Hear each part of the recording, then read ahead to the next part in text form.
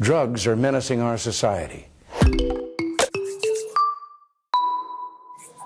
They're threatening our values and undercutting our institutions. A droga There's this chemical. aumenta o teu potencial There's no criativo. such thing as a good drug and a bad Você drug. viaja num grão de areia, o grão de areia te explica o The universo. exploring Você spirit. tem um prazer enorme que a droga dá. Is there anyone out there who still isn't clear about what doing drugs does? I hate to break it to you folks, but we're made of drugs.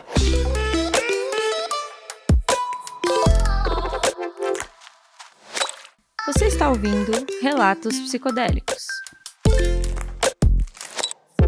Os seres humanos usam drogas desde sempre.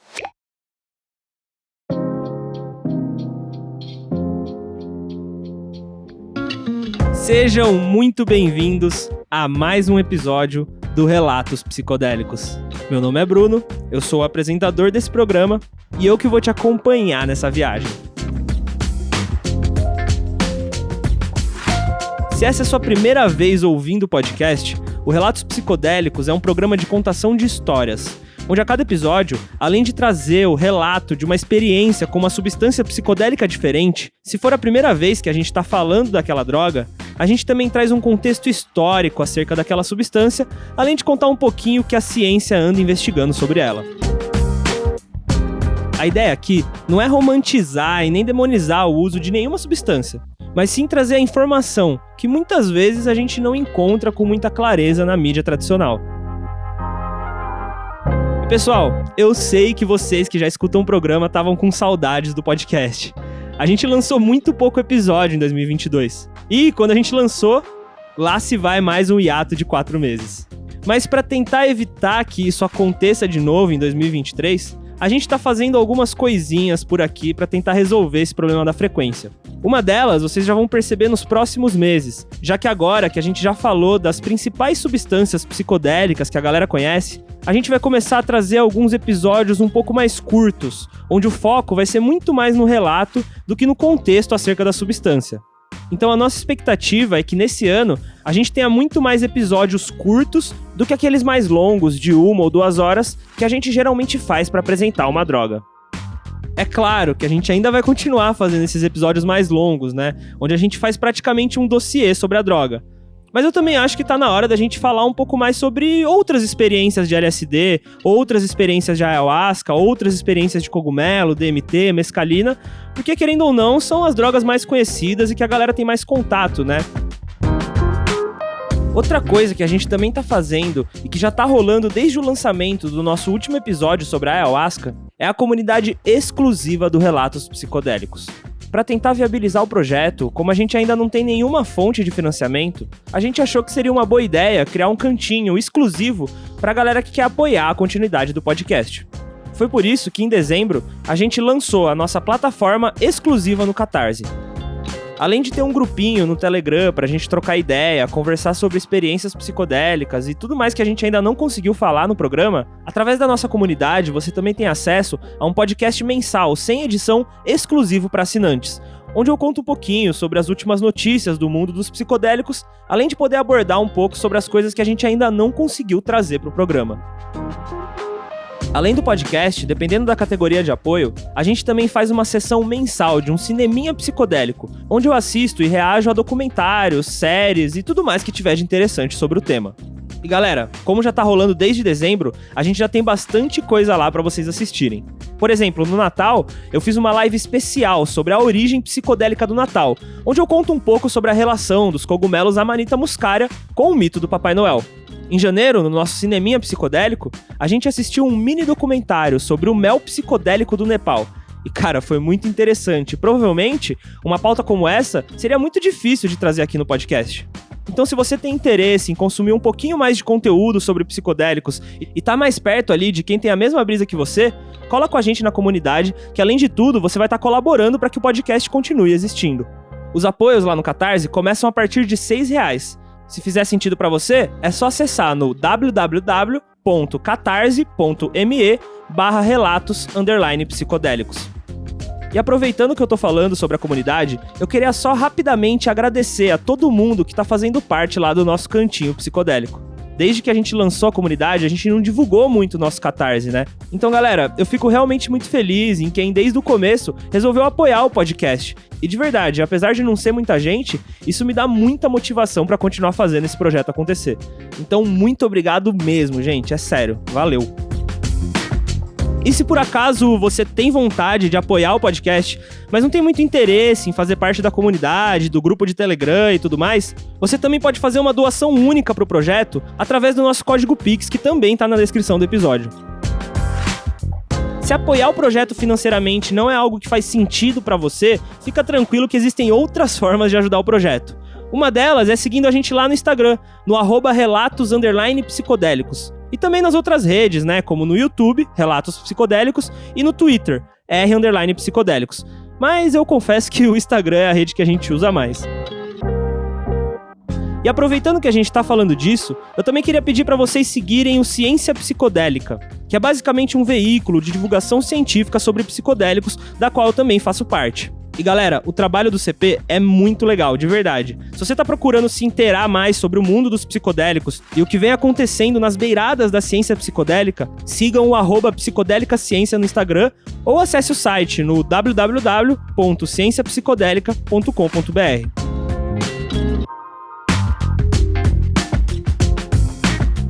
Bom, galera, acho que esses eram os recadinhos que eu tinha pra dar. Agora chega de enrolação e bora pro episódio de hoje que tá bem legal.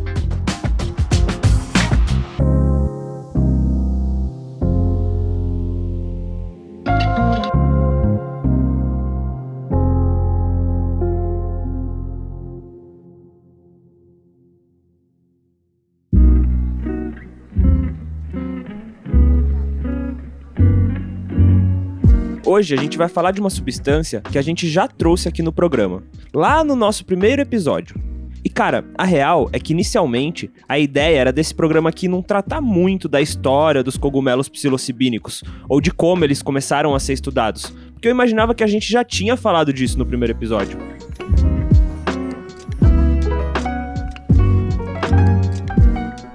Acontece que, ouvindo o episódio recentemente para me inspirar para esse de agora, eu percebi que, na verdade, a gente não tratou muito do contexto que cerca a psilocibina e os cogumelos. Provavelmente porque era o primeiro, né?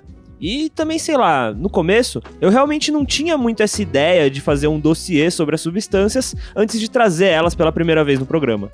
E, como a gente não fez isso com cogumelos, nesse episódio, além do relato, a gente vai aproveitar para conhecer de uma forma resumida um pouco do contexto que cerca os tais fungos fantásticos.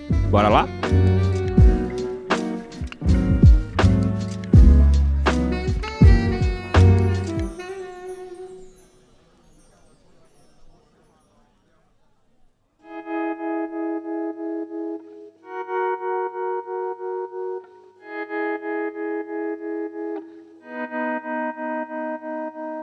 Quando uma pessoa fala sobre cogumelos mágicos, ela provavelmente está falando de cogumelos que contêm psilocibina. A psilocibina é a substância responsável pelos efeitos psicodélicos dos tais cogumelos mágicos. Na verdade, se você parar para pensar, é a presença da psilocibina que determina se um cogumelo é, entre aspas, mágico ou não.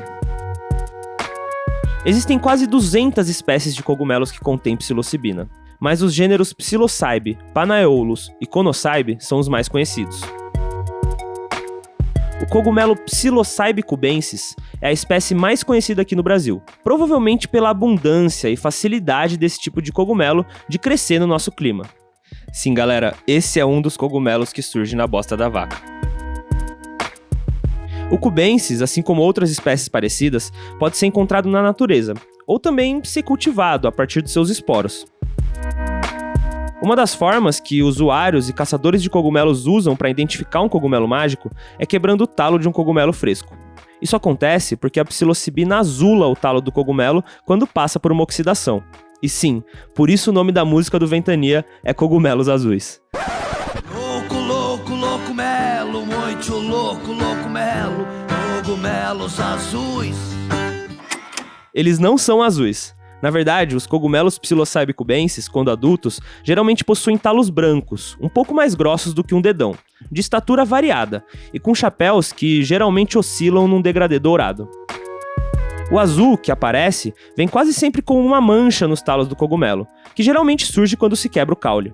Mas essa é só uma das formas mais primárias de identificar um cogumelo de psilocibina, e eu não vou entrar em detalhes aqui sobre identificação de cogumelos ou sobre caça e cultivo. Mas relaxa que se você quiser, a internet tá cheia de conteúdo em português sobre isso. Ah, e é importante dizer que esse método de identificação através do azulamento do cogumelo não é determinante, e nem deve ser levado como regra para definir se um cogumelo contém ou não psilocibina. O Psilocybe cubensis e a maioria dos cogumelos de psilocibina são considerados drogas seguras do ponto de vista farmacológico, até porque não existe nenhuma dose letal conhecida ou potencial aditivo nesses cogumelos. Assim como o padrão da maioria dos psicodélicos clássicos, o efeito adverso mais comum da psilocibina se resume a experiências psicologicamente difíceis e desconfortáveis que o povo gosta de chamar de bad trip. É claro que essa não é a única coisa que você deve se preocupar antes de decidir tomar cogumelos. Independente da toxicidade ou algo do tipo, para quem se dispõe a passar por uma experiência psicodélica, é sempre recomendado que se preste atenção nos riscos da interação da substância com remédios que você esteja tomando. Outra dica valiosa é sempre checar o histórico de transtorno mental da sua família, já que o uso da psilocibina pode agravar e até desencadear transtornos pré-existentes. Sim, a psilocibina pode te ajudar com a sua depressão, assim como, dependendo do indivíduo e do contexto, ela também pode agravar os sintomas da doença. Ou seja, galera, tomem cuidado, porque cogumelo não é brincadeira. De todo modo, no geral, se levar como critério de comparação o álcool, por exemplo, os cogumelos mágicos são drogas seguras e com baixo risco em potencial. Na verdade, além dessas coisas que eu falei agora, um dos maiores riscos pode rolar na hora de identificar os cogumelos, já que, para caçadores inexperientes e afobados, isso pode se tornar um problemão dependendo do fungo encontrado. E lembrem-se sempre da máxima: todo cogumelo é comestível, alguns apenas uma vez na vida. Ah, e galera, eu não queria perder muito tempo com isso, porque eu acho que vocês já estão um pouquinho treinados. Mas cara, esqueçam essa história que foi propagada há alguns anos de que se você tomar chá de cogumelos, você nunca mais vai voltar. Isso é só mais uma roupagem da ideia de não voltar mais de uma experiência psicodélica. E, além de ser uma ideia vaga que não diz nada, essa brisa toda não encontra respaldo nenhum na literatura científica, se tornando apenas mais um argumento terraplanista e pseudocientífico acerca do uso de substâncias psicodélicas. O tal chá de cogumelos é só uma forma de administração da substância, e, apesar das suas particularidades, nada impacta no aumento dos riscos do consumo da droga. Eu tô falando isso, gente, porque tem muita gente que fala de cogumelo e chá de cogumelos quase como se fossem duas drogas diferentes, sabe? E cara, eu acho que essa coisa de não voltar mais, além de ser parte da propaganda proibicionista do século XX, provavelmente também se fortaleceu com casos de pessoas que, após o consumo de cogumelos mágicos, desencadearam algum transtorno psíquico ou passaram por algum tipo de episódio de mania. Acontece que esses casos são verídicos, mas, assim como eu falei no episódio de ayahuasca, eles parecem estar sempre associados com alguma predisposição do indivíduo àqueles transtornos. Bom, galera, eu acho que deu pra passar uma breve visão pra vocês sobre cogumelos psilocibínicos, né? Então bora voltar no tempo e tentar entender um pouco mais sobre a história da nossa relação nada recente com esses tais cogumelos mágicos.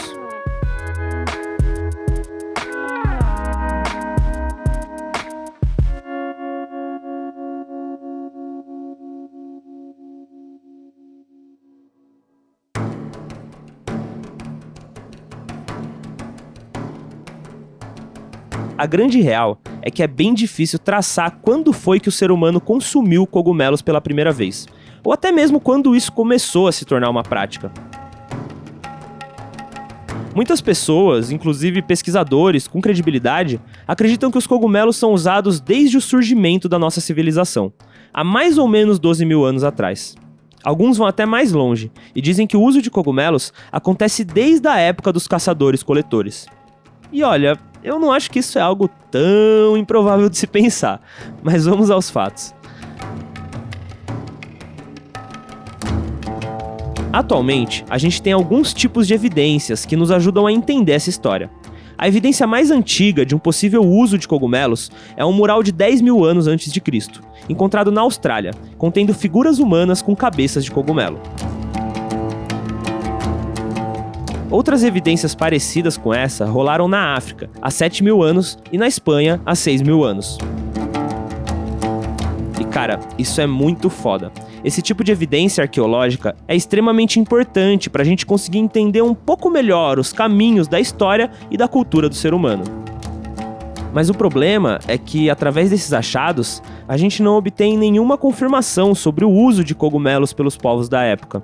Isso porque, no fim, apesar da importância histórica e cultural, essas evidências se baseiam apenas em desenhos e pinturas. Então, sei lá, seria um belo salto de fé dizer que só isso basta para comprovar o uso de um determinado tipo de cogumelo.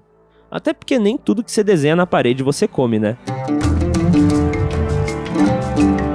Mas, brincadeiras à parte, a gente não pode afirmar com certeza que o uso de cogumelos realmente aconteceu há 7 ou 10 mil anos atrás, porque a gente não encontrou nenhuma prova mais direta, como um fio de cabelo, um cadáver ou algo do tipo, que realmente comprove que a psilocibina foi consumida por humanos naquela época.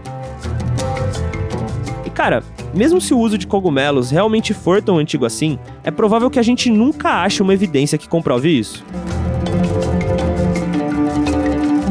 Isso porque, segundo alguns pesquisadores, existem obstáculos no meio do caminho. Um deles é a destruição imperialista em massa de práticas consideradas pagãs ao longo da história, o que pode ter aniquilado qualquer resquício de práticas enteógenas que utilizavam o cogumelo. Por exemplo, o biólogo Merlin Sheldrake, sei lá, acredita que é muito difícil que os nossos ancestrais caçadores-coletores não tivessem conhecimento sobre o uso de cogumelos mágicos, já que possuíam um vasto conhecimento sobre a fauna e a flora. E os cogumelos estavam lá, né? Difícil passar batidos, pá.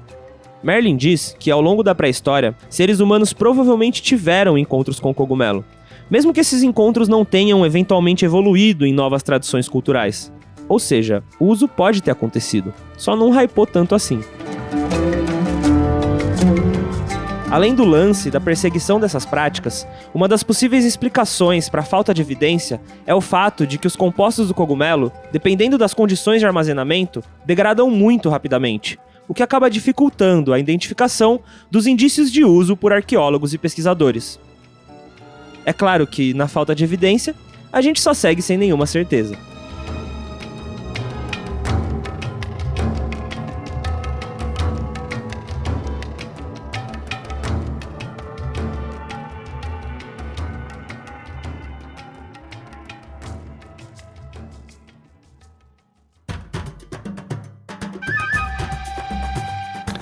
Esse papo todo de evidência e uso antigo do cogumelo começa a ficar um pouquinho mais diferente quando a gente avança alguns milhares de anos na história e fala sobre as evidências de uso de cogumelos pelos povos da América Central. Além de existirem incontáveis artes ancestrais desses povos que ilustram os cogumelos como uma forma de comunicação com o divino, na língua nahuatl, acho que é assim que fala, que era usada pelos maias e pelos astecas, os cogumelos mágicos eram chamados de Teonanacatl, que se traduz para algo como carne dos deuses. Aqui, os cogumelos psilocibínicos, na verdade, faziam parte de suas práticas espirituais e estavam enraizados em seus mitos religiosos. E a real é que não é só os cogumelos que eram usados por essa galera não, tá? Eles também usavam peiote, sementes de glória da manhã e alguns outros vegetais enteógenos. Eu acho que a gente até falou disso no episódio de mescalina ou no de LSA. O lance aqui é que se a gente ignorar aquelas primeiras evidências arqueológicas mais antigas e cravar que foi na América Central, com esses povos, que o uso de cogumelos começou, ainda assim fica difícil cravar uma data. Sim, a gente sabe que essa galera usava cogumelos. É diferente daquelas evidências mais antigas, né? Que só tinham pinturas, murais, né? Desenhos que indicavam uma possível associação a um uso. Aqui não, aqui a gente sabe que essa galera realmente usava. Eles tinham palavras na língua deles, fazia parte de suas práticas e cerimônias espirituais, né? Mas mesmo assim, cravar uma data fica difícil, galera. Isso porque essas civilizações antigas da América Central viveram por muito tempo naquela região. Muito mais tempo do que a civilização contemporânea, que é a nossa, que chegou naqueles bandos somente uns 500 anos atrás. Só os maias, por exemplo, segundo algumas fontes, existiram por mais de 2.000 anos, até seu declínio no século XV, com a chegada dos invasores europeus. Isso que a gente tá falando dos maias, né? Tem os olmecas, os zapotecas, enfim, tinham muitos povos ali naquela região. De qualquer maneira, o que eu quero dizer é que a gente sabe que esses povos utilizavam cogumelos mágicos. A gente só não sabe quando eles começaram, se no início, meio ou fim da sua civilização. As evidências arqueológicas apontam indícios de que isso rolou no começo dessas civilizações, mais ou menos lá por 1500 a.C. Mas a gente só foi conseguir ter mais confirmações através de relatos em terceira pessoa em meados de 1500, na época da colonização europeia. É claro que a chegada dos europeus não inaugura o uso de cogumelos só porque a gente teve o primeiro registro de um relato de alguém que viu um ritual de cogumelo, né? Isso não faz sentido. Mas o fato é que a gente só foi conseguir documentar um pouco mais o que estava acontecendo nessa época. Isso porque o registro histórico escrito sobre o uso de cogumelos na região é limitado, e existem poucas referências a eles na literatura dos povos pré-colombianos. É claro que, quando os europeus chegaram, o uso de cogumelos já era algo totalmente enraizado na cultura desses povos, até pelas línguas e dialetos locais, o que nos fornece um indicativo que aquilo ali não era uma prática recente, e que já acontecia há bastante tempo, muito antes da chegada dos invasores. O jornalista Marcelo Leite, em artigo para a revista Piauí, trouxe uma aspas de um dos registros mais antigos do uso de cogumelos mágicos que temos notícia. O artigo se chama Cogumelos Livres, e eu vou abrir essa aspas aqui do jeito que está escrito, mas eu recomendo vocês lerem o texto completo do Marcelo, que também é muito interessante, me ajudou bastante a enriquecer a pesquisa desse episódio. Então eu vou deixar o link na descrição para quem quiser. Abre aspas. Na reunião festiva, enquanto tocavam as flautas, comiam cogumelos. Não ingeriam outra comida. Durante toda a noite, só bebiam chocolate. Comiam os cogumelos com mel. Quando os cogumelos começaram a fazer efeito, se dançou e se chorou. Uns viam, em suas visões, como morriam na guerra. Outros, como os devoravam as feras ferozes. Os terceiros, que enriqueciam e podiam comprar escravos. Os quartos, como cometiam adultérios. E, em seguida, eram apedrejados e lhes partiam os crânios. Os quintos, como se afogavam na água. Os sextos, como encontravam a paz na morte.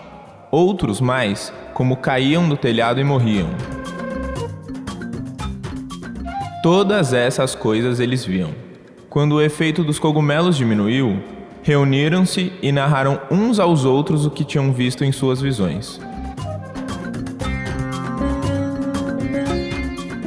Esse registro foi feito pelo frade Bernardino de Sahagún, no livro História General de las Cosas, de Nueva Espanha, escrito em meados de 1576 e 1577, sobre a região onde hoje é o México. Na época desse registro, os missionários espanhóis ficaram horrorizados com as práticas que envolviam cogumelos, assim como eles ficavam horrorizados com qualquer prática não cristã, né? E é óbvio que não demorou muito para que o clero começasse a proibir e destruir esse tipo de prática cultural, como sempre acontece, né?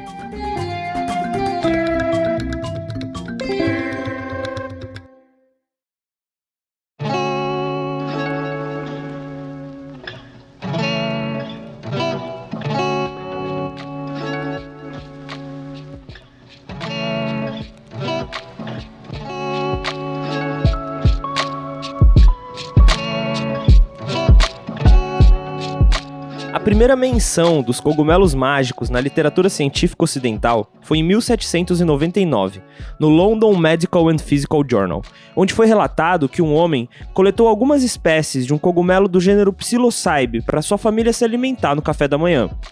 Nesse relato, é dito que o filho mais novo da família sofria de ataques de risos descontrolados que eram difíceis de serem contidos. E é claro que, na época, a gente não tinha o entendimento que temos hoje sobre esse tipo de cogumelo. Tanto que o texto na revista é intitulado Uma espécie venenosa de cogumelos. Foi só muitos anos depois, na metade do século XX, que começamos a entender mais sobre os cogumelos pelas lentes cartesianas da ciência ocidental. Isso aconteceu em grande parte através de Robert Gordon Wasson e Valentina Pavlovna Wasson, um banqueiro que trabalhava no JP Morgan e uma médica pediatra de origem russa. Foi esse casal que, de certa forma, apresentou os efeitos dos tais cogumelos mágicos nos Estados Unidos e, consequentemente, para todo o mundo ocidental. Os Wassons eram micologistas amadores, ou seja, estudavam fungos e cogumelos no seu tempo livre. Em 1952, os Wassons leram uma reportagem de Robert Graves, que falava sobre o uso tradicional de cogumelos no México. Intrigado por essa descoberta, o casal decidiu viajar para Oaxaca, no México, em busca de conhecer mais sobre o uso desses misteriosos cogumelos intoxicantes. E é em Oaxaca, depois de diversas negociações, que os Wassons encontraram a figura da xamã Maria Sabina.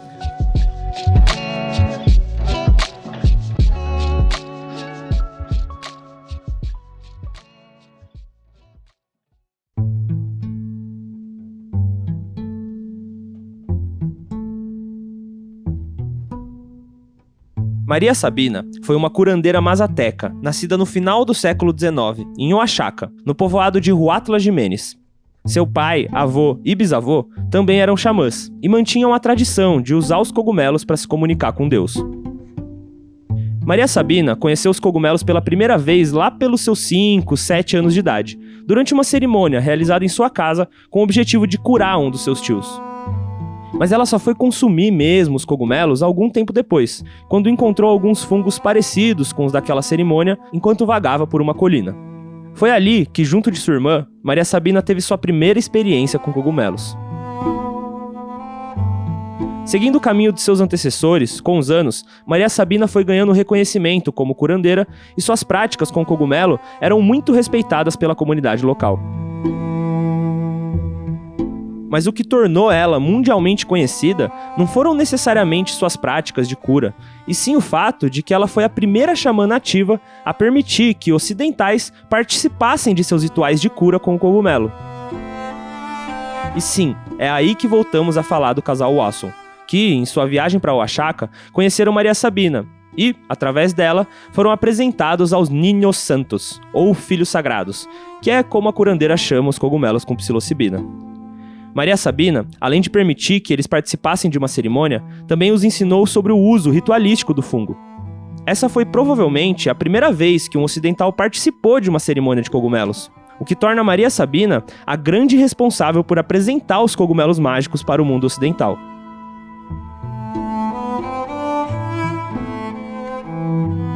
Através desse encontro com a xamã mazateca, Robert Gordon Wasson documentou e publicou suas observações na revista Life, em 1957, uma publicação que até hoje é lembrada como um dos marcos iniciais da chamada Revolução Psicodélica, que acabou acontecendo nos anos seguintes.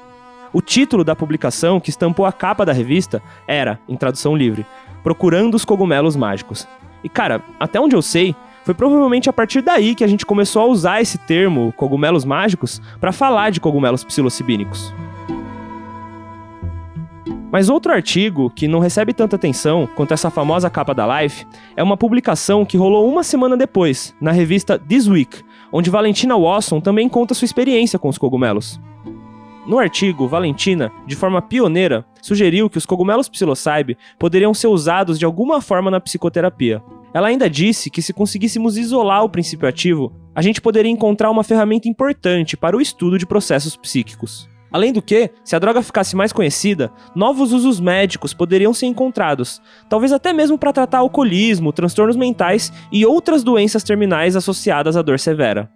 E, gente, ela disse isso em 1957, tá? Louco, né? Pouco tempo depois dessas publicações, Albert Hofmann, o pai do LSD, descobriu e isolou a psilocibina e a psilocina através das amostras que ele recebeu. A partir dessa descoberta, a Sandoz, laboratório que o Hofmann trabalhava, criou versões sintéticas do composto, que era vendido sob o nome comercial Indocibin. É claro que, além disso, o Hofmann, para não perder o costume, realizou um autoexperimento a partir dos fungos que ganhou de presente.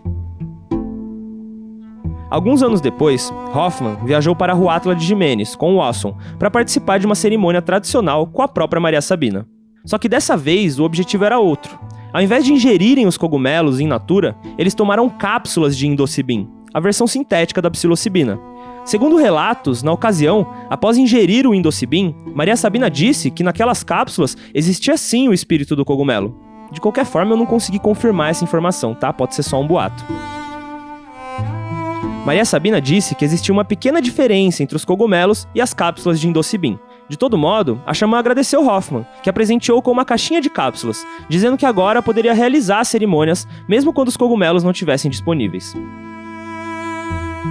Graças à popularização dos cogumelos desencadeada por esses eventos, o número de pessoas que visitavam Huautla de Jiménez em busca de conhecer os tais Niños Santos só cresceu ano a ano. Inclusive, foi nesse balaio que o psicólogo Timothy Leary, um dos expoentes da revolução psicodélica, encontrou os cogumelos. Mas a gente já falou um pouco disso no nosso primeiro episódio. E galera, é claro que toda essa popularização não era algo que o povoado de Huautla de Jiménez esperava que fosse acontecer. E muito menos a própria Maria Sabina. Mas bom, no final do episódio eu termino de contar o desenrolar dessa história.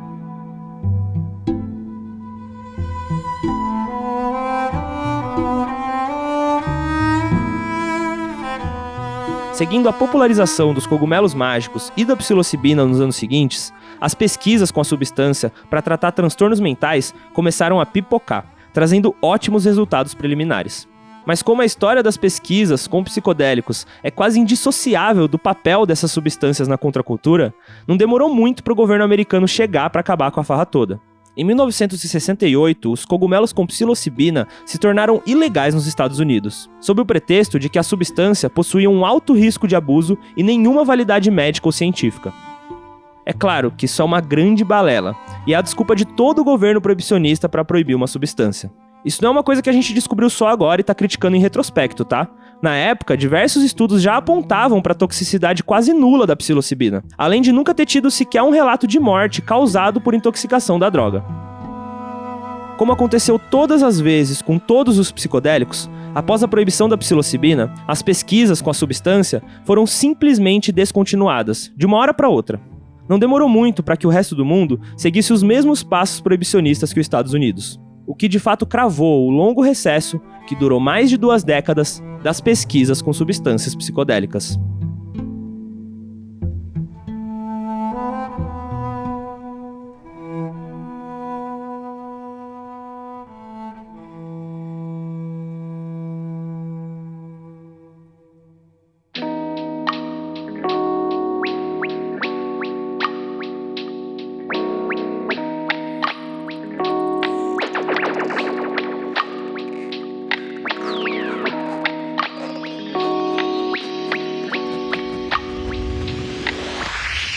Bom, galera, eu acho que até agora já deu pra entender um pouquinho melhor sobre a história dos cogumelos mágicos e da psilocibina, pelo menos até meados do século XX, né? Então eu acho que finalmente chegou a hora da gente contar um pouquinho pra vocês sobre o viajante da vez, antes da gente trazer o relato do episódio. Hoje, como de costume, a gente vai trazer mais um relato retirado lá do Heroide, que, pra quem não conhece, é um site que é tipo uma Wikipédia das drogas, assim, vai. Não sei se essa é a melhor definição, mas eu já falei bastante dele nos episódios, então só vou deixar o link aqui embaixo pra vocês darem uma conferida. O viajante da vez preferiu não revelar seu nome, então a gente vai chamar ele aqui de Lúcio. Não sei porquê, tá? Só veio na minha cabeça. O Lúcio hoje tem 39 anos, mas na época da experiência ele tinha apenas 18 anos, já que essa viagem que a gente vai contar hoje aconteceu lá em 2002, no comecinho do século 21. Posto que muita gente que ouve o podcast nem estava viva naquela época. O Lúcio conta que nessa ocasião, em 2002, ele resolveu tomar uma dose, digamos, um pouquinho alta de cogumelos mágicos. Na verdade, o Lúcio já relatou algumas de suas experiências psicodélicas no Heroide. Dando uma fuçadinha aqui no perfil dele do Heroide, a gente vê que o cara teve o hábito de escrever sobre suas experiências de 1999 até 2006. Bom, basicamente, no relato do Lúcio, ele conta um pouquinho pra gente sobre uma experiência que ele ia ter com a namorada dele na época. Só que parece que no dia da experiência, a namorada dele ficou com um pouco de receio de tomar cogumelos e o Lúcio acabou tomando sozinho. A dose dele e a dose da namorada. Bom, eu vou parar por aqui, não vou dar muito mais spoiler, que eu acho que eu já tô falando demais aqui, e vou deixar vocês ouvirem no relato. E aí depois a gente comenta um pouquinho a experiência dele, tá bom? A única coisa que eu adianto pra vocês é que essa experiência teve de tudo um pouco, assim, né? Teve momentos difíceis, momentos de glória, momentos de pânico total e também momentos bem psicodélicos, né? Mas bom, chega de papinho, eu já falei demais aqui no episódio. Bora ouvir o relato do Lúcio, que tá bem interessante. Eu tenho certeza que muita gente vai se identificar com ele. Então aumenta o volume, coloca os fones de ouvido e bora mergulhar nessa viagem.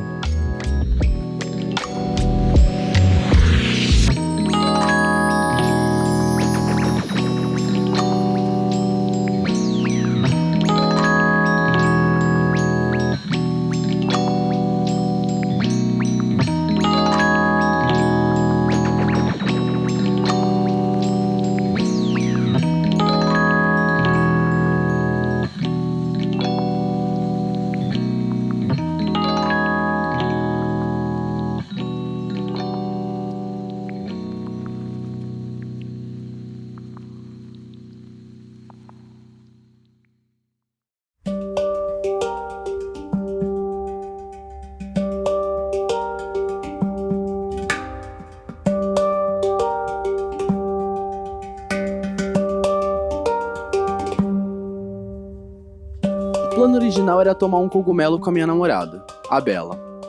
Ela ia tomar uma dose mais ou menos de 2 gramas e eu algo perto de 4 gramas e meia. A Bela só tinha feito uma viagem psicodélica antes dessa, com ácido, e ela não tinha lidado muito bem com essa primeira experiência. E cara, eu confesso que eu tava um pouco nervoso sobre ela experimentar cogumelo, e quando o dia chegou, ela me disse que também estava se sentindo assim. Quando a gente decidiu finalmente tomar, ela achou mais confortável a ideia de só me acompanhar como cuidadora, ao invés de tomar também.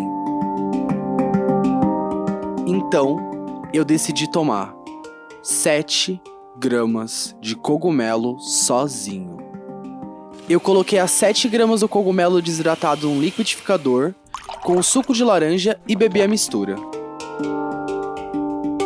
5 minutos depois, eu já começava a sentir os primeiros efeitos.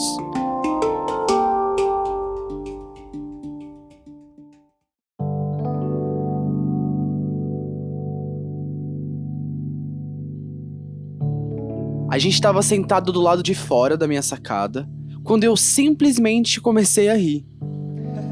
E não era uma risadinha impulsiva, era uma risada nervosa e meio assustada. Eu nunca senti tão forte os efeitos do cogumelo em tão pouco tempo.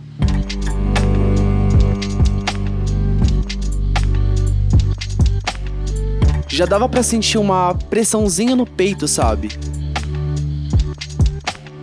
As distorções visuais começaram a ficar cada vez mais intensas, a cada segundo que passava. Eu sabia que eu ia ter uma viagem longa e difícil. Muito provavelmente mais difícil do que as minhas outras experiências com Kogu. Eu tentei deixar esse pensamento de lado por um tempo e comecei a sentir os efeitos tomarem conta do meu corpo. Bela e eu voltamos pra dentro do meu quarto. Eu deitei na cama e eu comecei a rir histericamente. Nesse momento, eu já tava meio zonzo e tudo parecia incrivelmente engraçado. Na verdade, o que era engraçado era o fato de eu ter tomado uma dose tão grande de cogumelo. Eu não acreditava que eu tinha me colocado nessa situação por livre e espontânea vontade. Também parecia que junto disso, rolava uma descarga de adrenalina que deixava as coisas piores ainda. E eu me lembro de olhar pra Bela. Ela tava linda. Os efeitos visuais do cogumelo, que agora estavam bem mais fortes, formavam padrões entrelaçados que faziam com que ela parecesse uma deusa. Parecia que eu tava vendo uma aura ao redor dela. E eu sei que parece meio clichê, mas é verdade. Também comecei a perceber um terceiro olho na testa dela, e isso me fez rir muito. já que eu nunca tinha considerado estar em contato próximo com um ser tão iluminado quanto aquela garota que eu namorava há 1 ano e meio?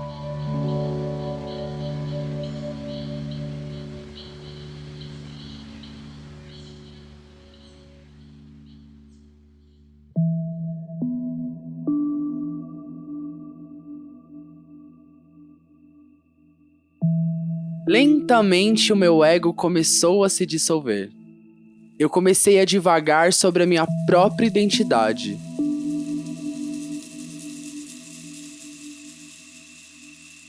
Eu precisava saber o que significava estar vivo. O que é isso? Isso sim é um assunto que me preocupa até hoje. Será que acordar e ir para a escola ou para o trabalho é estar vivo? Sentar e conversar com seus amigos é estar vivo? Será que assistir filme e ouvir música é estar vivo? O que é estar vivo?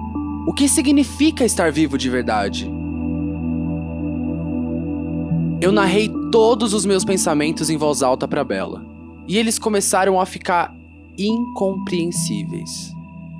E eu continuava repetindo frases como: eu tô vivo ou o quê? Eu não tô entendendo. Tudo que eu falava terminava com: eu não tô entendendo.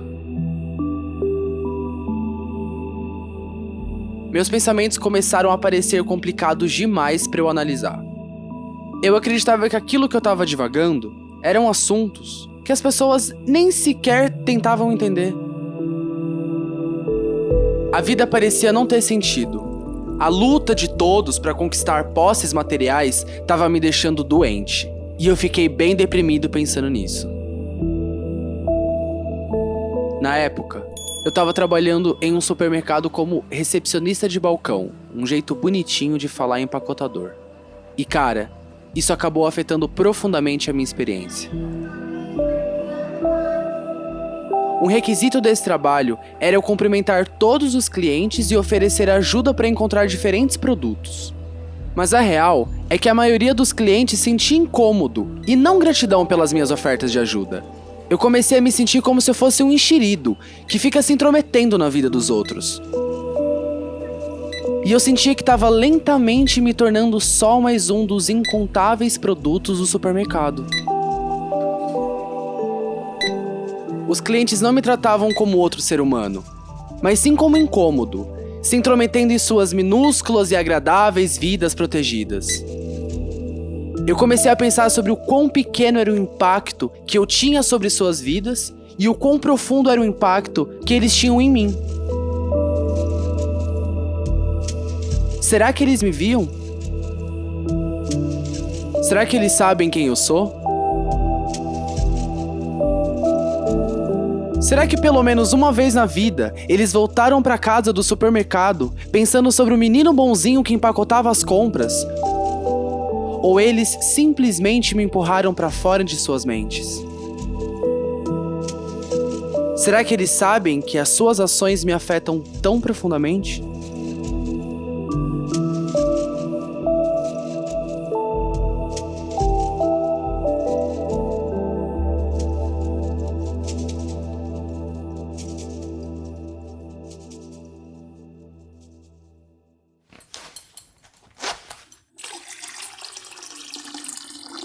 Cogumelos me fazem querer mijar com frequência. E foi durante uma dessas minhas viagens ao banheiro que eu realmente entendi o quão chapado eu tava.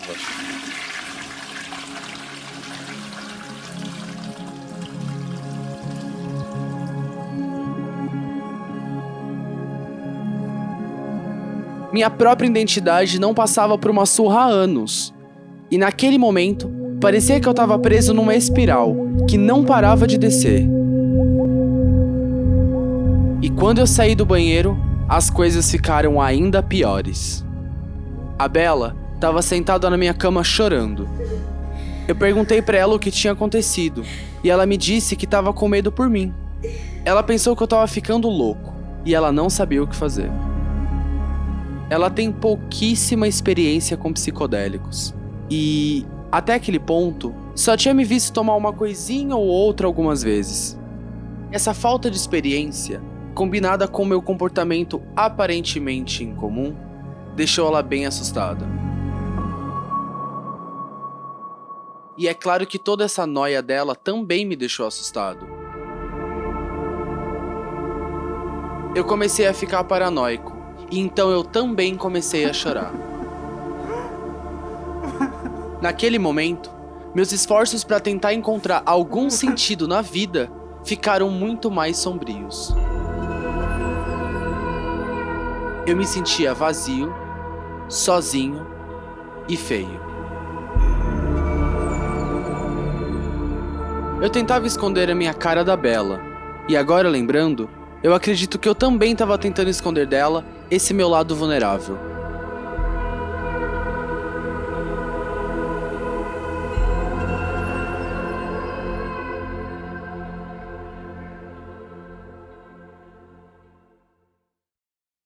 Naquele momento, estava tocando uma música que eu gosto muito, o que me fez refletir sobre o quão incrível era aquela banda. Eu já tinha ido em alguns shows e comecei a pensar sobre como essa banda tinha afetado profundamente a minha vida e o quão pouco eu importava para eles. Será que eles ao menos viram quando eu fui nos shows? E cara, é claro que a resposta é não. Eu sei. Mas quando eu cheguei nessa conclusão, eu tava muito imerso nos efeitos do cogumelo. Então foi devastador. Eu chorava e o meu ego continuava a se dissolver.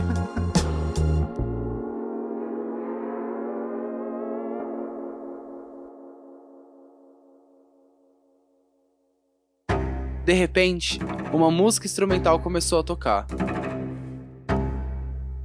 Essa música era uma das minhas favoritas e a sua melancolia mexeu muito comigo. Eu falei pra mim mesmo: é a música da morte.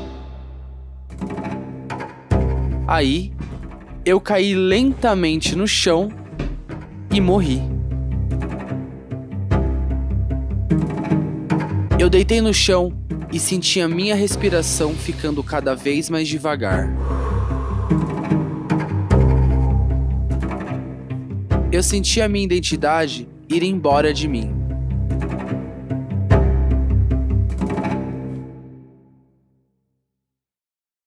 Eu continuei deitado no chão durante as próximas músicas, até que finalmente decidi que era a hora do meu renascimento.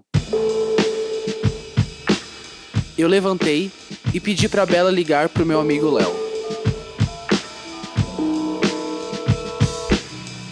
Eu conversei com ele no telefone por um tempinho, mas eu não lembro muito do que a gente falou. Eu lembro dele me falando pra eu não surtar, e eu tinha quase certeza que eu disse pra ele que eu podia fazer qualquer merda que eu quisesse. Então eu devolvi o celular pra Bella e ela contou pro Léo sobre a minha experiência até ali.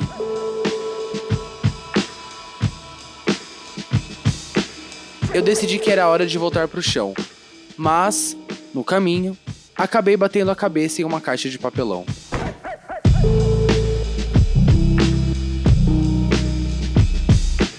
Eu encostei na caixa com as minhas mãos, e no meio da confusão eu disse: que merda é essa? Isso é alguma parte de mim ou o quê? Eu não tô entendendo. Eu achava que aquilo era uma parte do meu crânio, que eu nunca tinha percebido antes. Mas é claro que no final, era só uma caixa de papelão.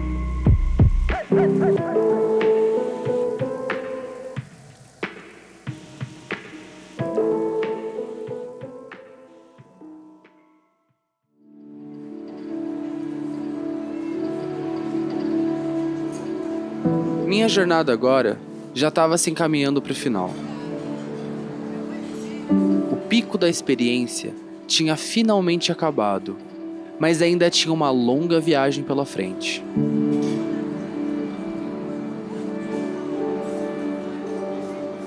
Até que, de repente, do nada, eu comecei a sentir como se eu estivesse vivendo várias vidas ao mesmo tempo. Algumas dessas vidas ressoavam profundamente dentro de mim. E então eu contei pra Bella sobre elas. Em uma dessas vidas, eu era um homem de meia idade, gordo, careca e totalmente nojento. Minha esposa estava me largando. E, no meio da minha depressão, eu não conseguia nem tomar banho. Eu assistia a TV e apodrecia lentamente. Eu estava sozinho.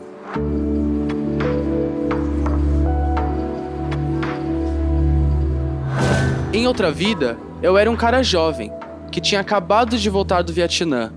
Eu tava de novo com a minha esposa, depois de vários anos separados. E eu deveria estar feliz, mas eu não tava. Eu não conhecia mais aquela mulher.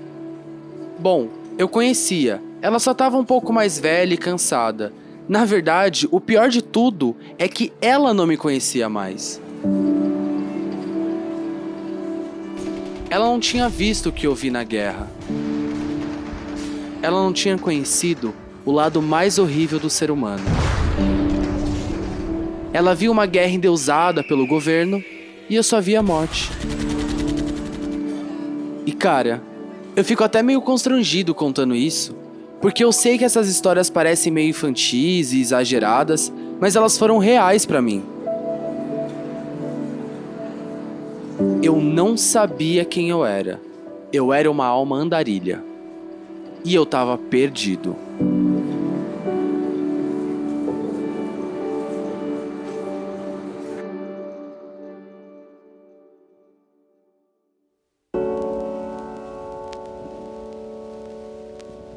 Depois de um tempo, a Bella foi pra sua casa. E eu deitei na cama, pensando sobre as minhas diferentes vidas até o sono chegar.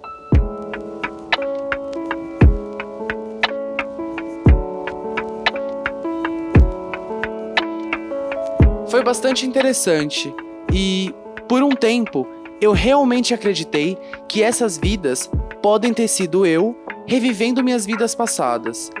Mas, hoje em dia, eu já não tenho tanta certeza disso. Algumas dessas vidas aconteceram na mesma época, o que não faz muito sentido. Mas é claro que o tempo também pode ser diferente em nossas diferentes vidas.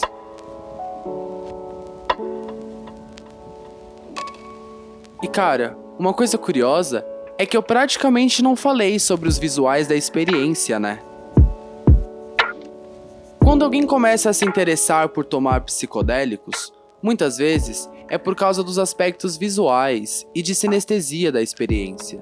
É claro que quem já tem um pouco de entendimento sabe que esse não é nem de perto a parte mais importante das experiências. Eu tive sim visuais extremamente intensos durante toda a viagem. Em alguns momentos, eu me divertia com eles, e em outros, eu ficava bastante assustado. O que acontece é que essa parte da trip foi completamente ofuscada pela dissolução do ego, aliado aos efeitos cognitivos fortíssimos daquela experiência.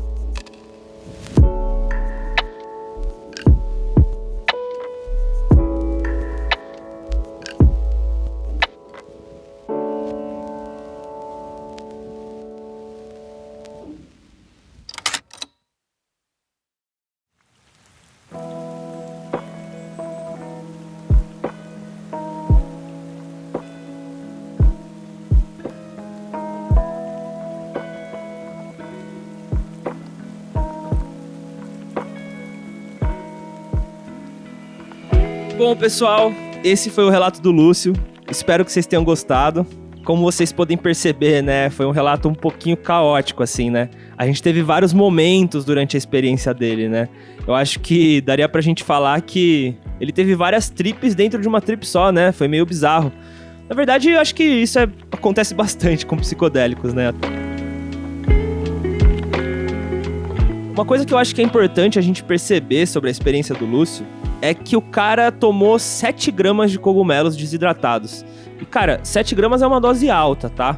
E o que me deixou curioso aqui é que o Lúcio, apesar de ter demonstrado durante a experiência que ele tinha, sim, algum tipo de maturidade com psicodélicos, né? O cara simplesmente deixou tudo na mão da namorada, né? Eu quero dizer, ele deixou ela de trip-sitter e me parece que ele não combinou com ela, não conversou, não explicou pra ela muito bem o que podia acontecer durante aquela experiência, né? Não é à toa que a menina ficou super assustada, começou a chorar e isso afetou bastante a trip dele, né? Ele também ficou assustado, afinal ele tava chapado de cogumelo, cara. E parando pra pensar agora, né, depois de ouvir a experiência dele, talvez tenha sido uma boa ideia mesmo eles não terem tomado cogumelo juntos. Porque imagina o Lúcio começa a entrar em todos esses processos psicodélicos que ele entrou e a Bella também começa a entrar em algum tipo de processo, né? Por mais que ela ia tomar só 2 gramas, 2 gramas e meia, cara, 2 gramas pode ser uma dose que bagunça a cabeça de uma pessoa, viu? Eu tô falando sério. Então, sei lá, eu acho que no final eles tomaram a decisão correta, né? Que bom que ela acabou não tomando. Talvez em outra ocasião fosse fazer mais sentido pra ela, né? Bom, mas fora isso, eu acho que a experiência foi boa, assim, né? Ela teve um saldo positivo, né? Eu acredito que ele conseguiu tirar bastante coisa dessa trip. Espero que ele tenha conseguido integrar ela e espero que a Bella também tenha conseguido aprender com a experiência do Lúcio, né?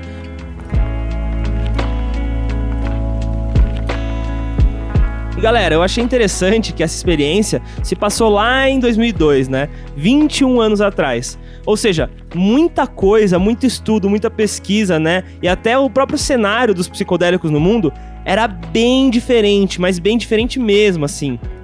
E cara, no episódio a gente falou bastante sobre a história da psilocibina, os avanços que os estudos com as substâncias tiveram. Mas a gente parou ali no século XX, né? A gente não falou muito sobre os últimos anos, sobre os últimos 20 anos mesmo, né?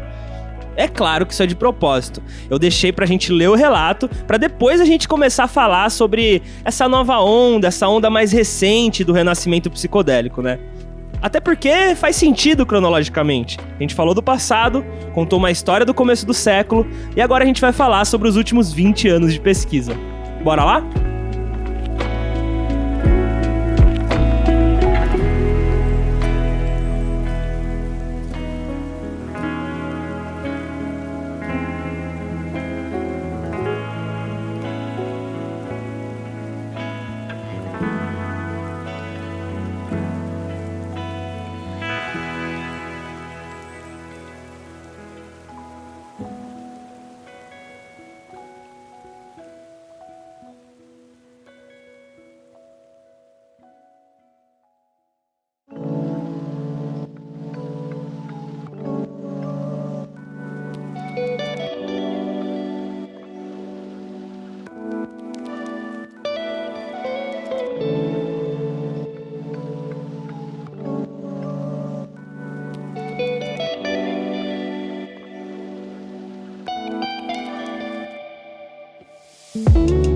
No final da década de 90, depois de quase 30 anos de recesso, as pesquisas com psilocibina e outros psicodélicos começaram a ressurgir ao redor do mundo. De lá pra cá, os estudos dos mais diversos tipos aumentaram exponencialmente, e os resultados eram cada vez mais animadores. É claro que, paralelo a isso, também cresceu o interesse público e privado em entender os possíveis usos da psilocibina e dos psicodélicos. Até mesmo a FDA, a Anvisa dos Estados Unidos, que historicamente tem um viés bem proibicionista, nos últimos anos considerou a psilocibina como uma Breakthrough Therapy. Breakthrough Therapy, em português, significa terapia inovadora. E isso não é só um adjetivo não, tá galera? Breakthrough Therapy, ou terapia inovadora, é o nome de um processo que a FDA começou a usar desde 2012 como uma forma de acelerar a aprovação de uma droga. Na verdade, essa designação é restrita apenas para drogas que demonstram vantagens consideráveis em relação a outras opções de fármacos disponíveis. E também somente no caso de doenças consideradas sérias. Eu acho que um dos critérios, para passar pela Breakthrough Therapy é ter uma quantidade razoável de evidências preliminares que justifiquem o potencial daquela substância. E, cara, eu já falei um pouco desse lance de Breakthrough Therapy no episódio de MDMA, mas pesquisando para esse episódio aqui, eu descobri que essa designação da FDA acontece por estudo e não por substância. Ou seja, parece que até agora, no começo de 2023, a psilocibina foi designada 2 vezes como terapia inovadora em pedidos feitos por 2 instituições de pesquisa diferentes. Eu não sei se esse dado tá desatualizado, tá? Mas se não tiver, provavelmente vai ficar em breve.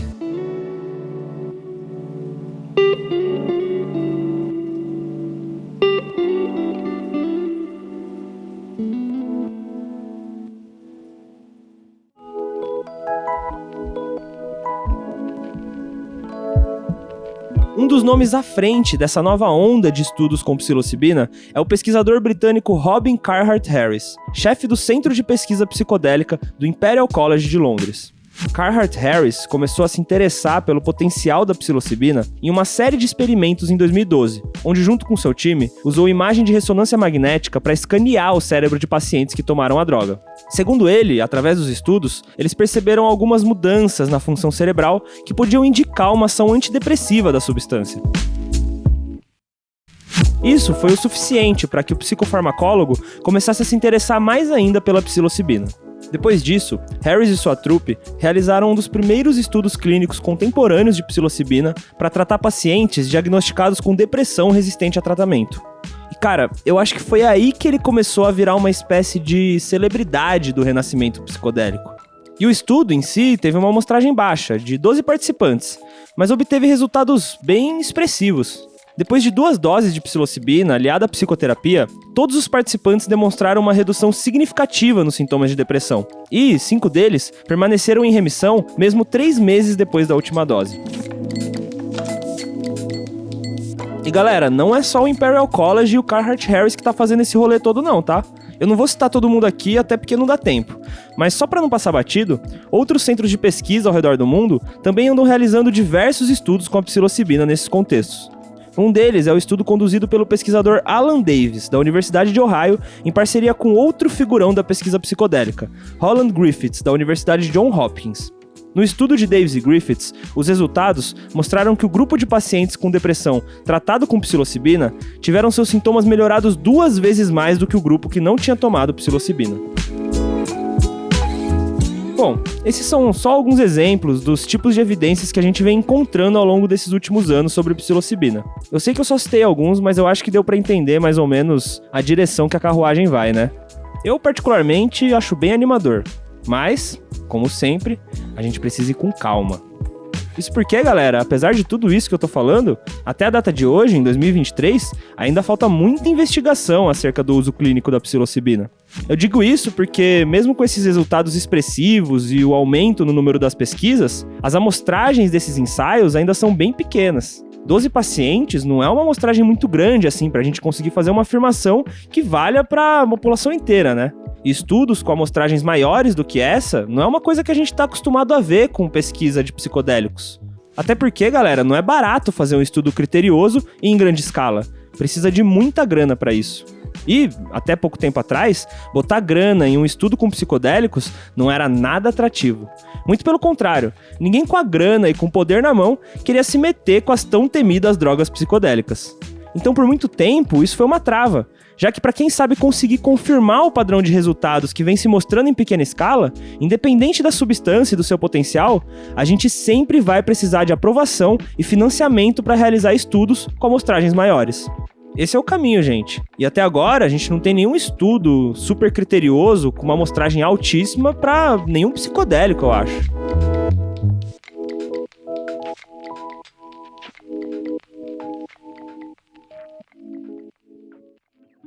Mas felizmente, esse tipo de financiamento e aprovação está começando a aparecer. Isso porque diversos estudos em larga escala foram encomendados nos últimos anos. No final de 2021, por exemplo, a empresa farmacêutica Compass Pathways divulgou dados promissores sobre um estudo com 223 participantes diagnosticados com depressão resistente a tratamento. Outra pesquisa, também com uma amostragem mais alta e que aparentemente ainda não foi publicada, é um ensaio clínico randomizado com 100 pacientes, dessa vez financiado pelo Instituto Uzona. Massa, né? Sim, é massa. Mas eu acho que tem uma parada em específico que é interessante a gente notar acerca desses 2 estudos. O primeiro, esse com 223 participantes, é financiado por uma farmacêutica, a Compass Pathways, ou seja, uma empresa privada, com fins lucrativos. Já o segundo é financiado pelo Instituto Zona, uma organização médica sem fins lucrativos. E eu acho que é aqui que a gente precisa tomar um cuidado.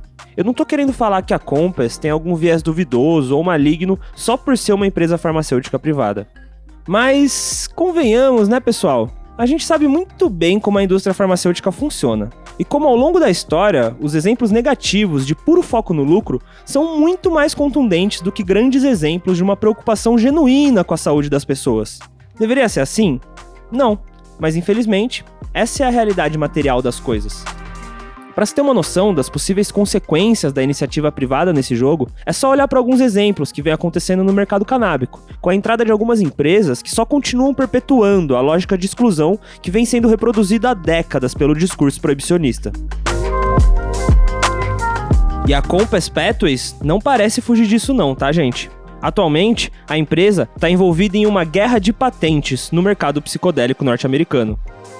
O que acontece é que nos últimos anos, a empresa vem movendo mundos e fundos para patentear tudo que conseguir no meio do caminho da regulamentação da psilocibina. E tudo mesmo, galera. Além de conseguir uma patente para uma versão sintética da psilocibina, que existe há muito mais tempo do que a própria empresa, a Compass Pathways tentou patentear até o protocolo padrão de terapia psicodélica. Dentro dessa patente, a Compass tentava incluir características básicas e bem genéricas da terapia assistida com psicodélicos, como, por exemplo, segurar nas mãos dos pacientes. Sim, eles basicamente estavam pegando o modelo que as pessoas já usavam há muito tempo nos estudos com psicodélicos e tentaram falar que aquilo era deles. Além de ser uma afronta completamente desrespeitosa com todo o conhecimento que foi gerado muitos anos antes da empresa existir, essa tentativa perigosa de patentear tudo é uma forma da companhia garantir suas projeções de ganho, monopolizando como patrimônio privado o conhecimento médico acerca da psilocibina e dos psicodélicos. E pessoal, eu não preciso nem dizer que essa luta pela propriedade intelectual da psilocibina é extremamente suja. Primeiro, que se fosse para alguém deter os direitos sobre esses conhecimentos, não tem nem discussão que deveriam ser os povos originários que há centenas de anos usam essas drogas. E não meia dúzia de velho branco que só enxerga os psicodélicos como uma mina de ouro mesmo. Outra coisa é que essa jogada da Compass e do mercado norte-americano só contribui em dificultar o acesso aos tratamentos psicodélicos, tornando eles cada vez mais elitizados. Louco, né? Uma mesma empresa que faz história, trazendo holofotes, financiamento, pesquisa, profissionalização, altas amostragens, é também a mesma empresa que pode contribuir para um cenário distópico de legalização dos psicodélicos mundo afora. Pois é, pessoal. Essas são as contradições do capitalismo. Ah, e se você quiser saber mais sobre esse rolê das patentes, eu vou deixar 2 textos aqui na descrição do episódio sobre isso. Um, da Maria Ribeiro da Luz, e outro, do Marcelo Leite também.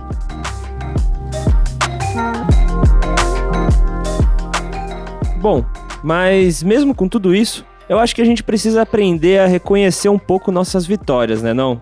E eu não tô falando pra gente se conformar com as injustiças do processo. A gente tem que seguir batendo de frente e problematizando o que tiver que ser problematizado. Mas a gente também precisa dançar conforme a música. E, aos poucos, aproveitar as oportunidades que esses processos acabam desencadeando sem querer. Até porque, se a gente não ficar em cima, a legalização dos psicodélicos vai seguir um caminho extremamente elitista. É muito importante que a gente não só acompanhe essa conversa, mas também que a gente cobre um espaço de protagonismo para as pessoas que historicamente sofreram mais com as políticas proibicionistas. E cara, não me levem a mal, eu não tô aqui para rechaçar uma empresa ou um modelo de negócio, tá? Não é esse o ponto. Mas eu também não tô aqui para glorificar a iniciativa privada e agradecer a um bilionário por ter possibilitado isso pra gente. Sim, a gente provavelmente não ia conseguir chegar até onde a gente chegou com os psicodélicos sem a iniciativa privada. Mas isso é simplesmente porque a lógica de funcionamento do mundo é essa. Essa é a única e exclusiva estrutura de poder que nos é imposta.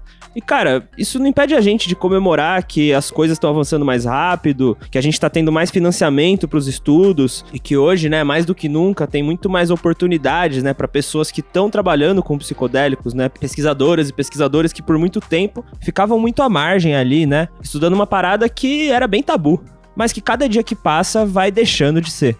E é óbvio que tudo isso não acontece de graça, né? Grande parte desse financiamento, esse envolvimento da iniciativa privada, né? Essas novas oportunidades que surgem para as pessoas que estão pesquisando essas substâncias, não são necessariamente uma boa ação de uma companhia, né? Na verdade, essas mentes pensantes, né, essas pesquisadoras e pesquisadores, servem meramente de capital intelectual para esses grandes conglomerados e essas grandes empresas. Mas, de alguma forma, o trabalho está sendo feito, né? E, de um jeito ou de outro, nós vamos chegando mais perto do objetivo de melhorar o bem-estar, saúde mental e, consequentemente, a qualidade de vida das pessoas que podem se beneficiar com psicodélicos. Não é o jeito ideal de se fazer, né? A gente não deveria precisar da iniciativa privada para conseguir ter força política para isso. Mas estamos dançando conforme a música toca.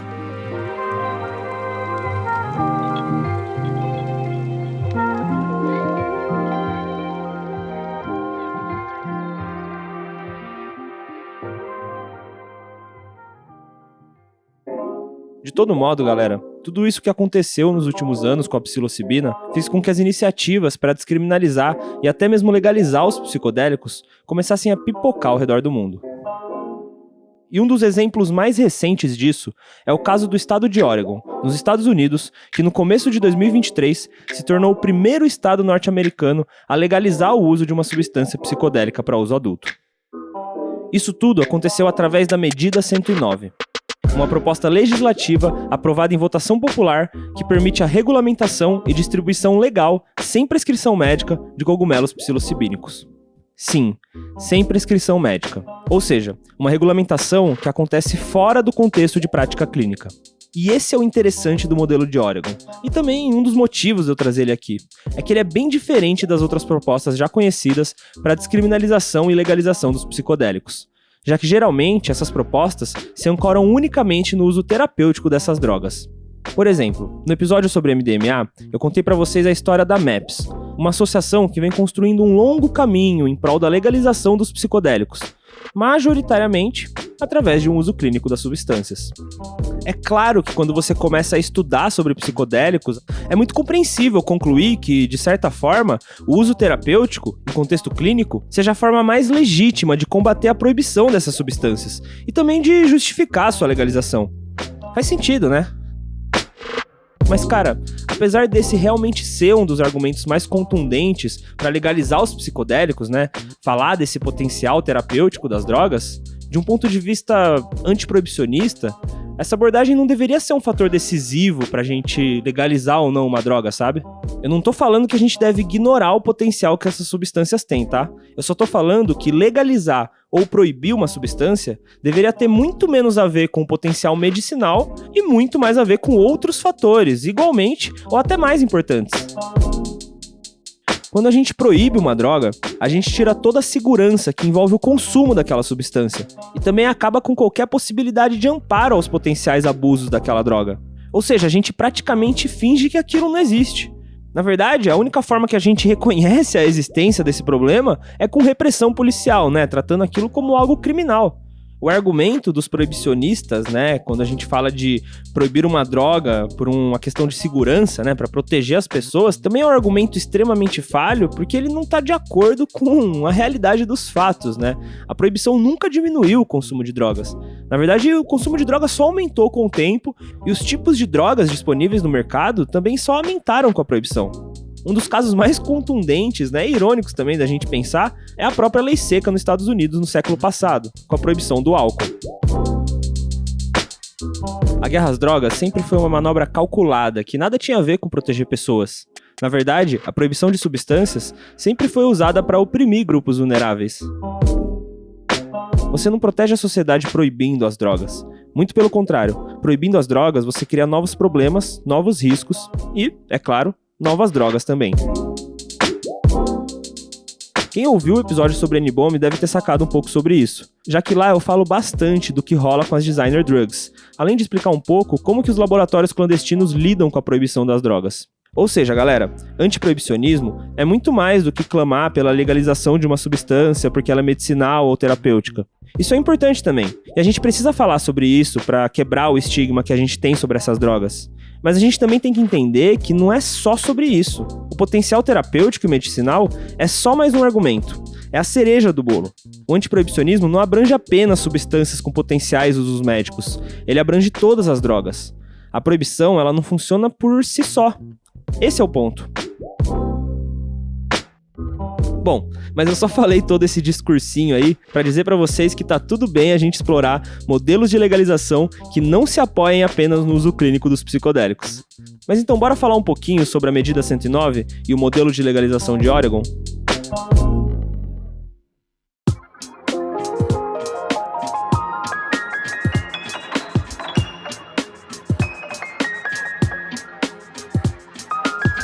Aqui, mais uma vez, o artigo Cogumelos Livres, do Marcelo Leite, que eu citei no começo do episódio, foi um dos textos que me ajudou a entender um pouco mais sobre o modelo de Oregon. Basicamente, a medida 109 vai permitir que pessoas que tenham mais de 21 anos possam receber doses de psilocibina administradas por um facilitador licenciado. Um trip-sitter treinado, basicamente. Tanto os lugares que acontecem as sessões, assim como as áreas de cultivo dos cogumelos, devem ser licenciados. E, claro, as substâncias devem ser sempre testadas em laboratórios autorizados. Como no modelo de Oregon a regulamentação é voltada para serviços fora do contexto médico e de terapia, a medida 109 também é bem incisiva quanto aos termos utilizados para descrever os chamados serviços com psilocibina. Por exemplo, ao invés de terapeutas, nesse cenário, a gente está falando de facilitadores administrando as substâncias. Como o modelo não é médico, esses facilitadores não vão precisar ter alguma formação médica ou alguma coisa do tipo para se qualificarem. Ou seja, galera, em suma, qualquer pessoa vai poder facilitar uma sessão de psilocibina, desde que seja dentro das regras de regulamentação, nos locais licenciados e com produto que passou por um controle de qualidade. Já os usuários ou clientes psiconautas que farão uso dessa substância, além da sessão com a droga, deverão realizar uma sessão preparatória como forma de arar o terreno para a jornada psicodélica. E, posterior à viagem, também deverão passar por uma sessão de integração, para colocar tudo no lugar e conseguir absorver aquela experiência psicodélica. Ou seja, para quem conhece, é quase que o mesmo protocolo que a gente vê nas pesquisas de uso clínico. É uma sessão preparatória, uma sessão com a droga e uma sessão de integração. Ah, e o modelo de regulamentação de Oregon só contempla a regulamentação de uma espécie do cogumelo com psilocibina, o famoso Psilocybe cubensis mesmo. Apesar de ser uma ideia ousada e muito interessante, existem algumas problemáticas que se destacam dentro do modelo de Oregon. A primeira é a barreira financeira e o excesso de burocracia. Por exemplo, para fazer o curso de capacitação, os futuros facilitadores, apesar de não precisarem de um histórico profissional específico, apenas a conclusão do ensino médio, terão que passar por 120 horas de um treinamento que vai custar aproximadamente $2.000. Para os usuários, os preços também vão ser bem salgados. Para cada jornada de 3 sessões, uma preparatória, uma com a substância e uma de integração, o usuário vai ter que desembolsar aproximadamente $2.000 também. Ou seja, de certa forma, essa regulamentação vai beneficiar muito mais as camadas sociais com mais poder aquisitivo, o que acaba reforçando aquela velha lógica de marginalização dos mais pobres, uma das críticas nevrálgicas do antiproibicionismo. E cara, eu não tô falando aqui que a parada vai ser cara porque eles querem lucrar com isso, ou uma parada pensada, ou alguma coisa do tipo, sabe? Não é isso, não é esse o caminho que eu tô seguindo, tá? Eu acho que realmente deve ser muito caro, né, você garantir uma estrutura que, pela primeira vez na história, vai permitir um uso regulamentado dos cogumelos fora do contexto médico. Eu acho que quanto mais rigor e critério você coloca para que aquilo seja realmente uma estrutura segura, mais caro vai ficar, né? Infelizmente isso ainda é caro hoje, né? Não deveria ser.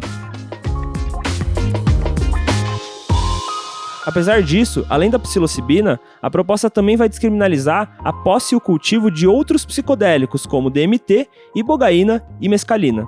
E cara, isso sim vai beneficiar muita gente, já que aquelas pessoas que não conseguirem acesso aos centros especializados porque eles são muito caros, pelo menos vão conseguir ter um acesso facilitado a essas substâncias sem qualquer empecilho legal. Ou seja, os usuários não serão mais tidos como foras da lei, e apesar de toda a estrutura de segurança dos centros, eles também não vão necessariamente precisar desses locais para fazer o uso da droga, né? Outra problemática que a medida 109 traz é a margem que existe para uma interpretação errônea por parte das pessoas em relação a esse modelo não médico que vai passar a existir em Oregon. De fora, e até mesmo para alguns proponentes, existe uma crítica que muito foco se dá no potencial terapêutico da psilocibina e das sessões psicodélicas, quando na verdade o centro da discussão deveria ser muito mais no bem-estar, autoconhecimento ou qualquer outro fim que não seja diretamente associado a uma prática clínica. E sei lá, cara, é meio inevitável ser assim, né? Tem tanta gente sofrendo com transtorno mental resistente a tratamento que é evidente que a possibilidade de uso aberta por Oregon acaba atraindo esse tipo de público, mesmo que esse não seja o foco da regulamentação. O problema é que, no caso de Oregon, como a regulamentação não surge a partir dessa perspectiva, ela também não tem compromisso nenhum com esse tipo de expectativa, o que pode gerar muitas frustrações ao longo do caminho. Eu não tô falando que não vai existir benefícios terapêuticos para quem tomar Kogu em Oregon, tá? Obviamente eu não tô falando isso. Isso não é algo que depende só do contexto de uso, né? É inerente da experiência com a psilocibina, eu sei. A treta é que, de certa forma, pelo seu enfoque, a legalização proposta em Oregon não está preparada para lidar com os desdobramentos de um uso clínico da psilocibina. Eles não criaram um método que visa necessariamente maximizar os benefícios terapêuticos da droga. Cara, isso não quer dizer que o modelo de Oregon, por ser não clínico, não possa existir em conjunto com algum outro modelo clínico no futuro. Não existe um julgo de valores aqui sobre qual modelo ou qual medida é melhor que a outra, tá? A clínica ou a não clínica. Ambas se complementam e agregam positivamente para a caminhada de legalização da psilocibina e dos psicodélicos. O que a gente não pode fazer é confundir uma com a outra ou usar de uma para deslegitimar a outra.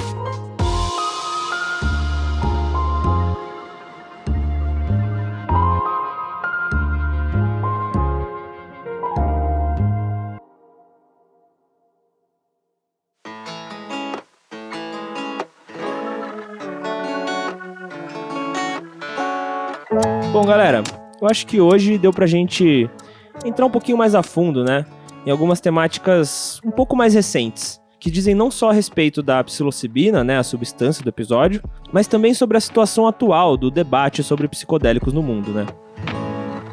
Apesar dos pesares, é muito legal ver que a gente chegou num nível de conversa onde estamos debatendo modelos de legalização dessas substâncias sob várias óticas diferentes. Pode ser ingenuidade minha, tá?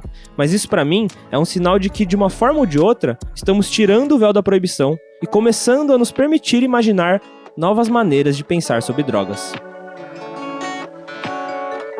Mas, é claro, nem tudo são flores. A popularização dos psicodélicos ao redor do mundo já trouxe tantos desdobramentos que a gente ainda nem conseguiu processar todos eles. Um desses desdobramentos, talvez um dos mais preocupantes, é a exploração comercial desenfreada de substâncias psicodélicas. Muitas vezes, esse tipo de comércio acaba sendo extremamente prejudicial para as comunidades que tradicionalmente usam algumas dessas substâncias. Quem ouviu o episódio de ayahuasca já sabe que o turismo e a comercialização em massa dos psicodélicos podem levar à exploração dessas comunidades, pondo em risco suas próprias práticas culturais. Além disso, historicamente, a crescente demanda por psicodélicos só gerou escassez e elevação de preços nessas comunidades, tornando muito mais difícil para elas acessarem suas próprias ferramentas sagradas. Um exemplo disso é o que aconteceu com a xamã Maria Sabina. Lembra que no começo do episódio eu falei que ia terminar de contar a história dela só no final? Então, chegou a hora de falar o que aconteceu com a curandeira mazateca.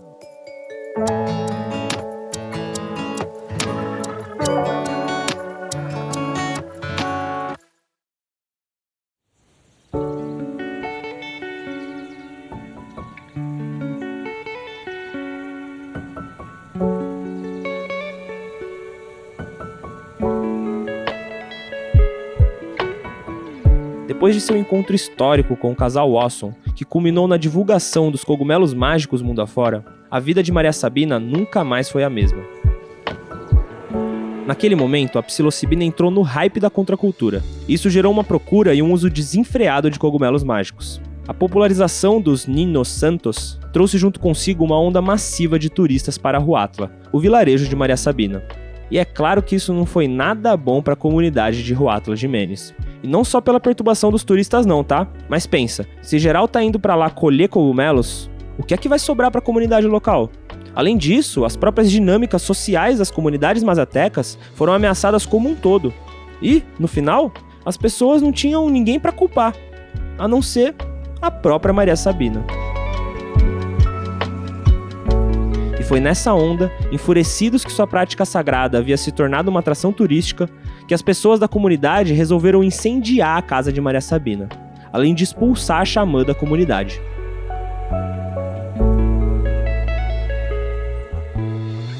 A gente não pode dizer que os últimos anos de Maria Sabina foram fáceis.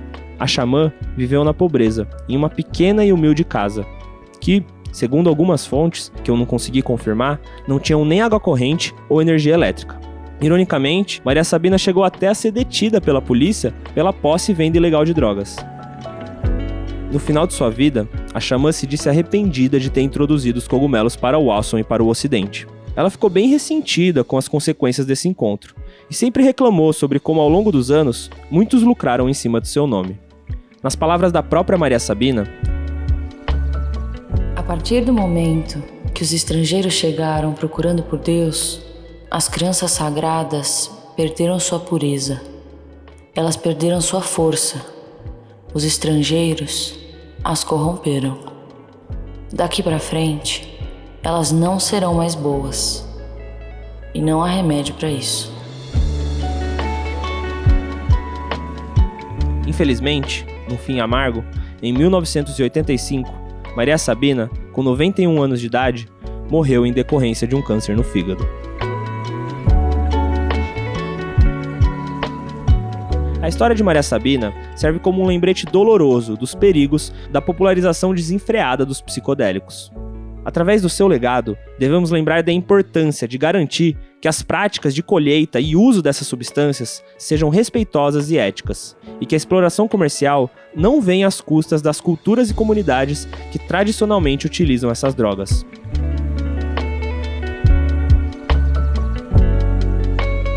A popularização dos psicodélicos é um processo complexo, que traz consigo uma série de consequências, tanto positivas quanto negativas. Isso exige que a gente tenha muita cautela e muita sensibilidade ao tentar integrar essas substâncias na nossa sociedade.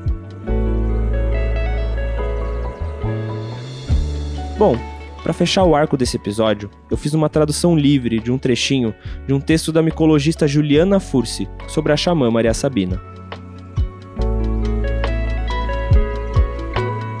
Maria Sabina foi uma curandeira importante, que sabia usar os cogumelos mágicos para a cura. A Xamã não sabia nem ler nem escrever. Ela, inclusive, mal falava em espanhol. Ela era uma mazateca, e essa era a sua língua. Em mazateca, a palavra livro não existe. Ela nunca escreveu sua história. A vida de Maria Sabina só foi documentada e contada por outras pessoas. Sua história, o que ela viveu e o que ela soube, pertencem a um idioma que a gente não consegue compreender.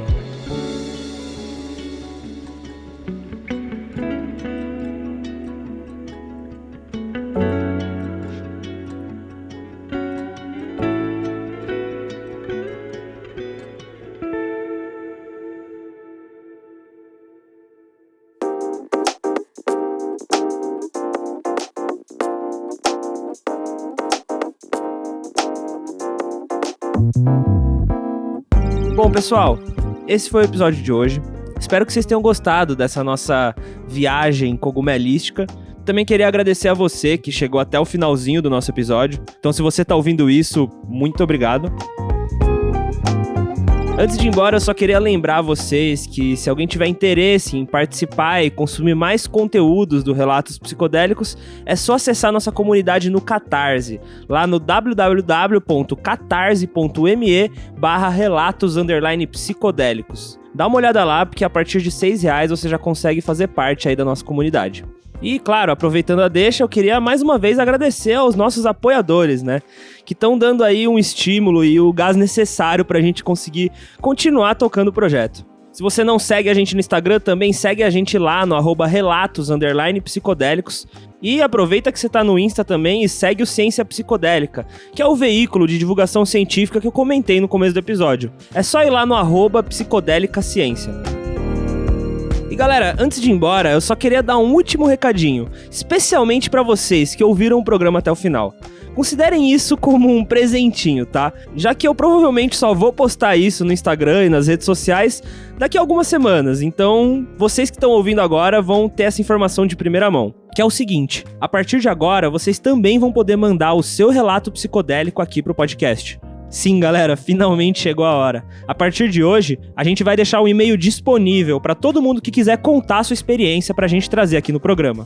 Então, se você tem alguma trip que você queira contar, ou se por acaso você já documentou alguma experiência, manda lá pra gente no e-mail que, se fizer sentido, a gente vai trazer o seu relato aqui no programa. O e-mail pra você mandar sua trip é o relatos_psicodélicos@produtorapupa.com.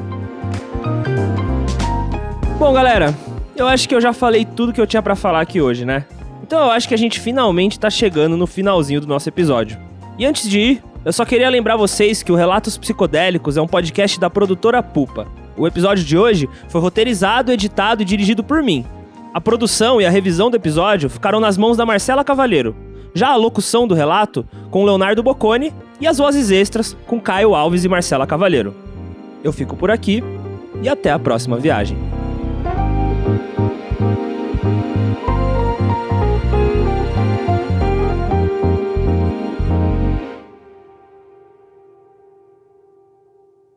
O objetivo desse podcast não é incentivar ou promover o uso de substâncias ilícitas. O programa tem um caráter totalmente informativo e tem como objetivo quebrar o tabu proibicionista em cima das substâncias citadas.